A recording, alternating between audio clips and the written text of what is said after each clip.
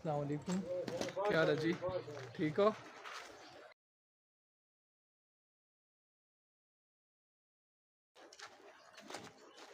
माशाल्लाह बहुत प्यारा मौसम हुआ है, बारिश हुई है हमारे जुरैद में और मैं रिटर्न कर रहा था तो मैंने सोचा एंजॉय करने के लिए बाहर निकलता हूँ।